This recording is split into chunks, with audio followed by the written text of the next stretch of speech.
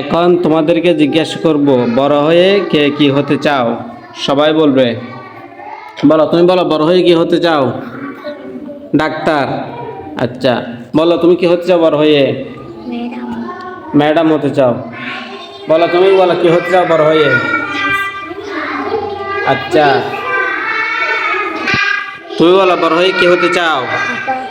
হাফেজ। তুমি বলো বড় হয়ে কি হতে চাও? আলেম। তুমি বড় হয়ে কি হতে চাও? হাফেজ।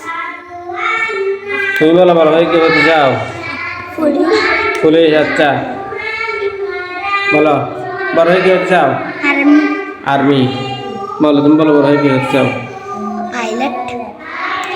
আচ্ছা, তোমাদের একজন হতে চাও ডাক্তার, একজন হতে চাও আর্মি। তোমরা বড় হয়ে একজন কিছু হবে, কিন্তু সবাই কি চারবে না? নামাজ চারবে না, বুঝছো? জি।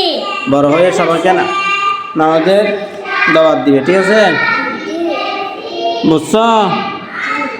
আচ্ছা, তাহলে সবাই বলো, সবাই আমাদের জন্য দোয়া করবেন।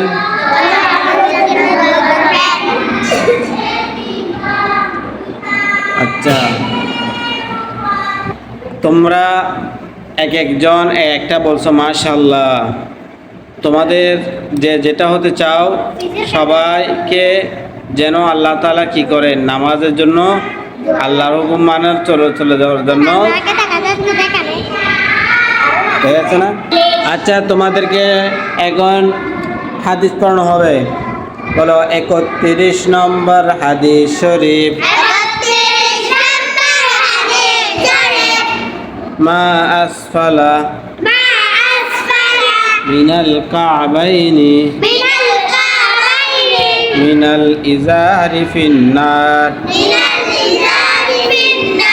পুরুষের টাকনুর নিচের যে অংশ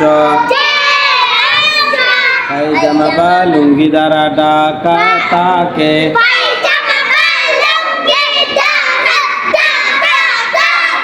তাহাই দুজকে যাইবে।